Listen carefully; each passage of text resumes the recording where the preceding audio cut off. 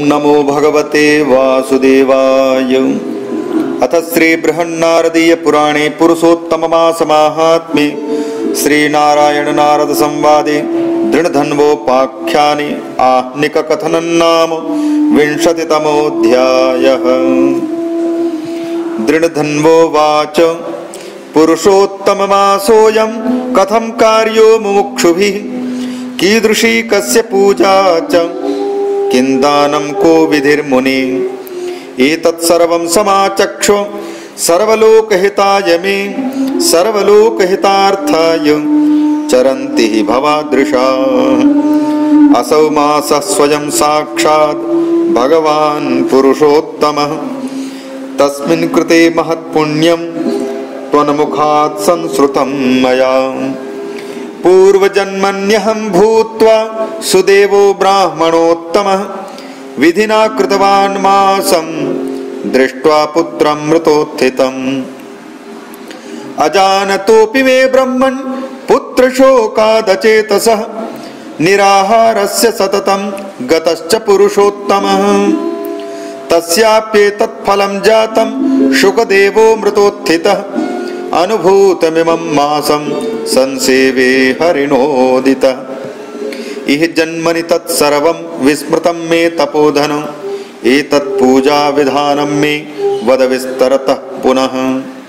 वाल्मीकिरुवाच ब्राह्मे मुहूर्ते चोत्थाय परब्रह्म विचिन्तयेत्, ततो व्रजेन्नैरृताशां बृहत्सोदकभाजनः।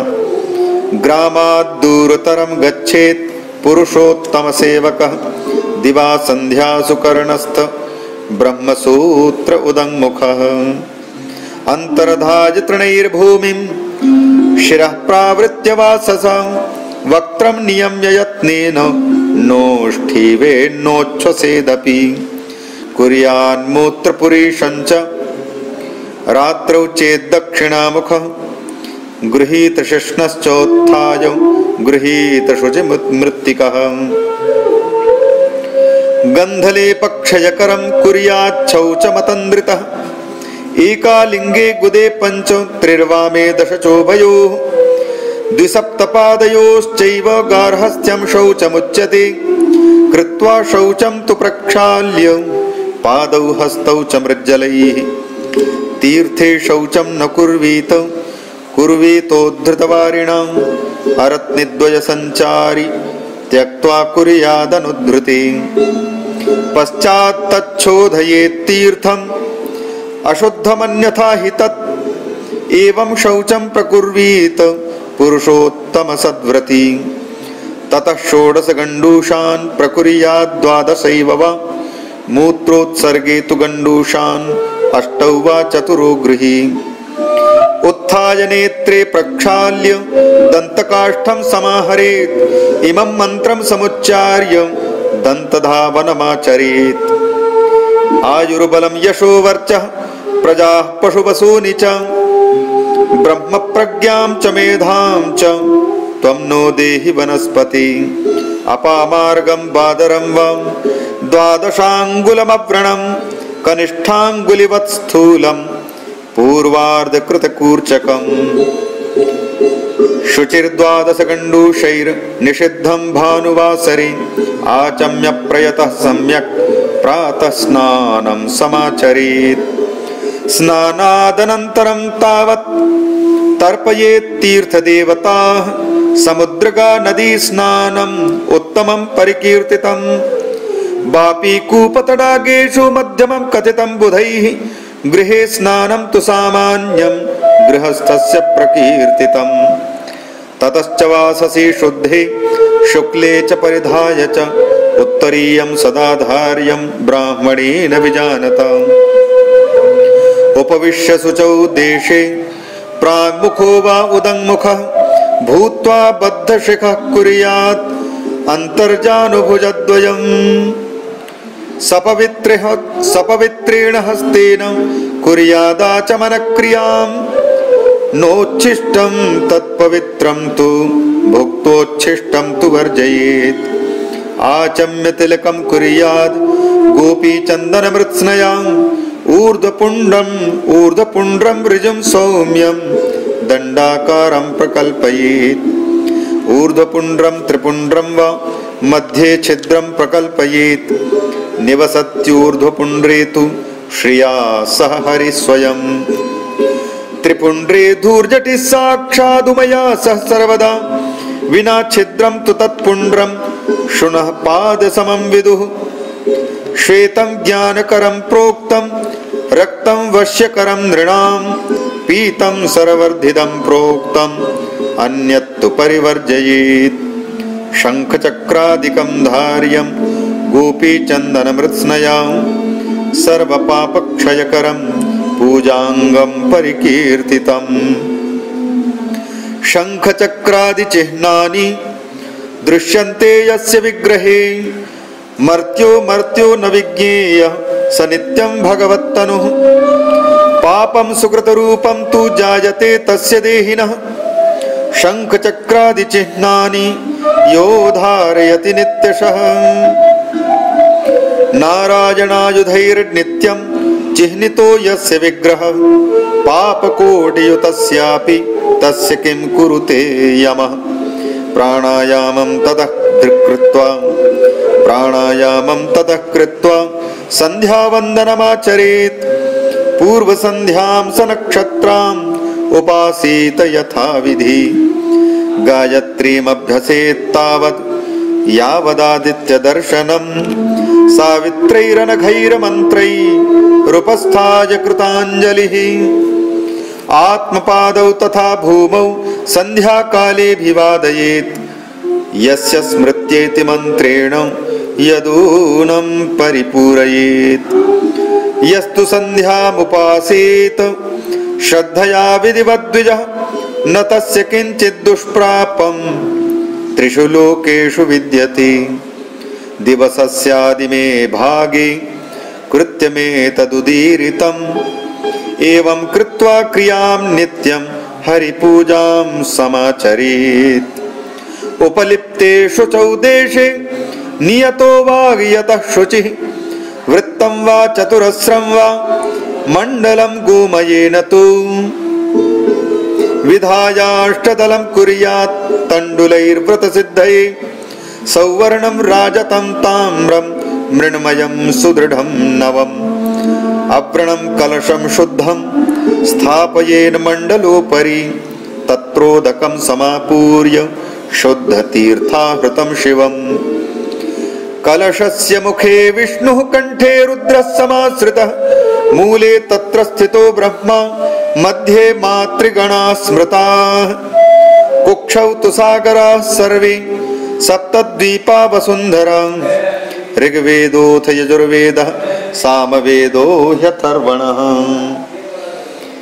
अङ्गैश्च सहिताः सर्वे कलशं तु समाश्रिताः एवं संस्थाप्य कलशं तत्र तीर्थानि योजयेत् गंगा गोदावरी चैव कावेरी च सरस्वती आयान्तु मम शान्त्यर्थं दुरितक्षयकारकाः ततः सम्पूज्य कलशम् उपचारैः समन्त्रकैः गन्धाक्षतैश्च नैवेद्यैः पुष्पैस्तत्कालसम्भवैः तस्योपरि न्यसेत् पात्रं ताम्रं पीताम्बरावृतं तस्योपरि न्यसेत् दैवं राधया सहितं हरिं राधया सहितः कार्यः सौवर्णः पुरुषोत्तमः तस्य पूजा प्रकर्तव्या विधिना भक्तितत्परैः पुरुषोत्तममासस्य दैवतं पुरुषोत्तमः तस्य पूजा प्रकर्तव्या